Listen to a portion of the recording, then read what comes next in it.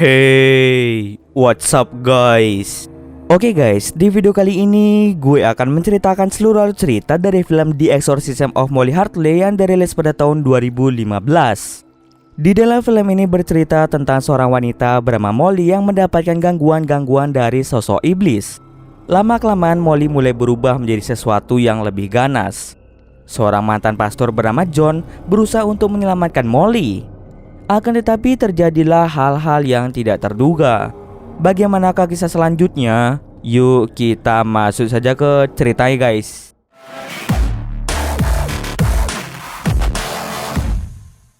Film ini diawali dengan memperlihatkan seorang pastor bernama John dan juga pastor James sedang melakukan ritual pengusiran iblis yang berada di tubuh seorang wanita hamil.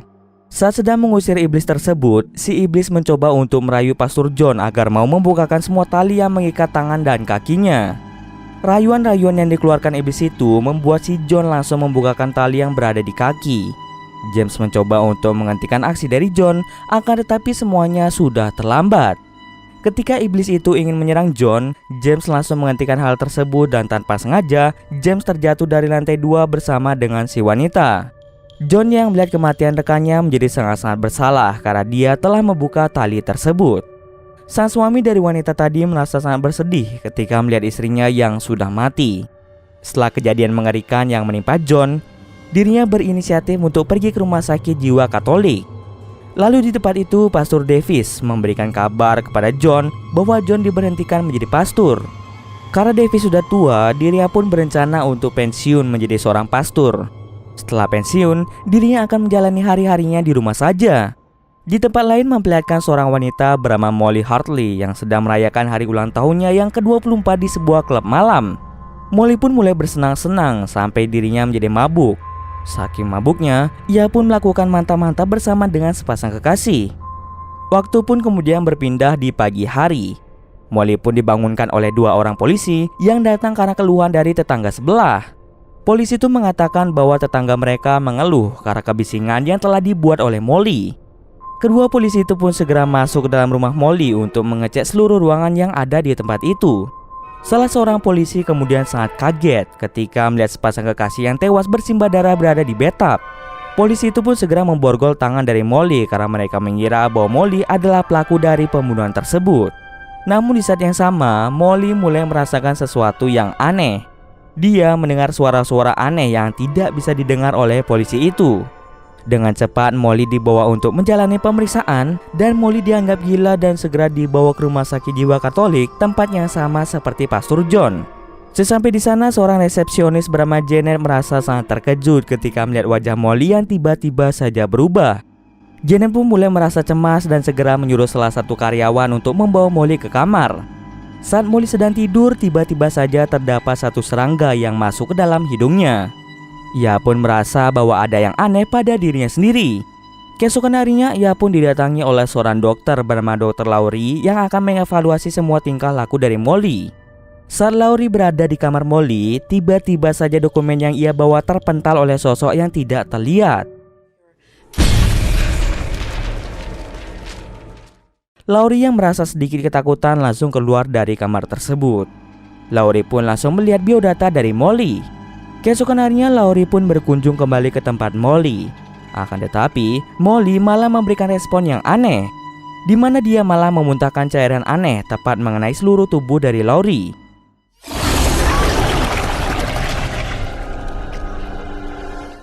Malamnya, Laurie sangat terkejut ketika melihat seluruh pasien mulai membenturkan kepalanya ke tembok. Begitu juga dengan Molly.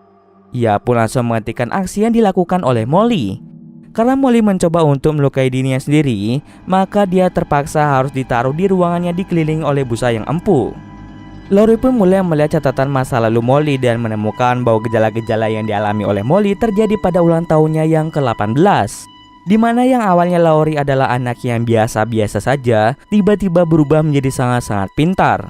Laurie pun seketika menemukan adanya keanehan.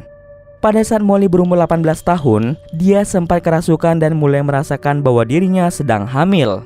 Dan sekarang di umur yang ke-24, dia juga mengalami hal yang sama. Laurie pun bertanya mengapa hal itu bisa terjadi di umur yang ke-18 dan 24. Molly pun langsung menjawab bahwa itu adalah sebuah kode yang dimana dirinya akan melahirkan di waktu yang ke-6 tahun, 6 bulan, 6 hari, jam 6, dan juga menit ke-66. Angka 666 identik dengan pemujaan setan. Laurie yang mendengar hal tersebut merasa percaya bahwa Molly sedang dirasuki oleh iblis.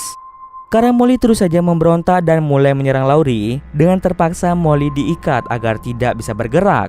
Laurie pun mulai mencari informasi lebih lanjut dan menemukan seorang pria bernama John yang merupakan mantan pastor. Laurie pun meminta bantuan pada John untuk melakukan pengusiran iblis pada Molly. Karena teringat akan masa lalunya, John pun lebih memilih untuk menolak dan tidak akan melakukan pengusiran lagi. Tak berselang lama, tiba-tiba saja Janet bunuh diri tanpa alasan yang jelas.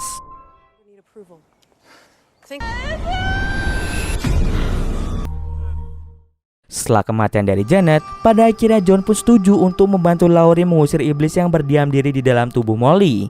Tapi sebelum itu John ingin melihat keadaan dari Molly, dan ternyata iblis itu tahu kalau John pernah gagal melakukan pengusiran. Karena tidak ingin gagal lagi, John pun memutuskan untuk pergi ke rumah Davis. Ia pada akhirnya meminta izin pada Pastor Davis untuk melakukan pengusiran. Tapi sebelum itu Davis memberikan baju dan semua peralatan pengusiran yang bisa digunakan oleh John. Setelah diberikan semua peralatan oleh Davis, pada akhirnya ia pun langsung melakukan pengusiran iblis yang menempel di tubuh Molly. Tapi tampaknya karena iblis itu sangatlah kuat, membuat tangan John berhasil digigit olehnya.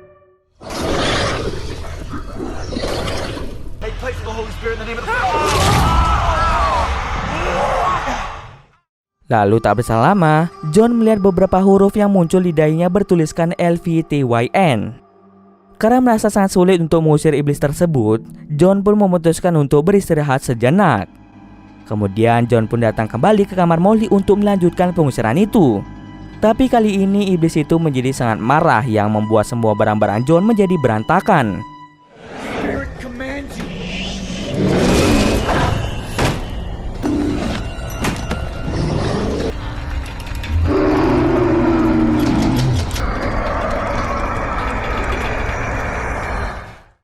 John pun merasa tidak yakin dengan kemampuan yang dimilikinya. Beruntungnya ada Laurie yang selalu mendukung John, yang membuat John pun bangkit kembali. Dirinya pun mulai melanjutkan pengusiran tersebut. Sebelum melakukan pengusiran, ia pun datang kembali ke rumah Davis untuk meminta sebuah barang yang bisa digunakan untuk mengalahkan iblis tersebut. Pada akhirnya Davis memberikan sebuah benda yang berbentuk seperti rumah. Ketika membaca doa-doa, tiba-tiba saja Molly terbang dan mengeluarkan banyak sekali serangga dari dalam mulutnya.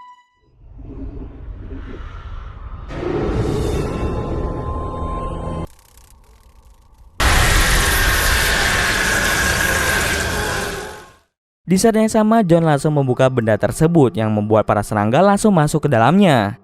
John pun langsung menaruh benda tersebut ke dalam air suci. Kini, Molly pun bebas dari iblis tersebut.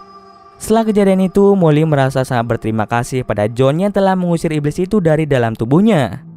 Ketika ingin keluar dari ruangan, anehnya seluruh pasien dan juga karyawan menatap John dengan tatapan aneh.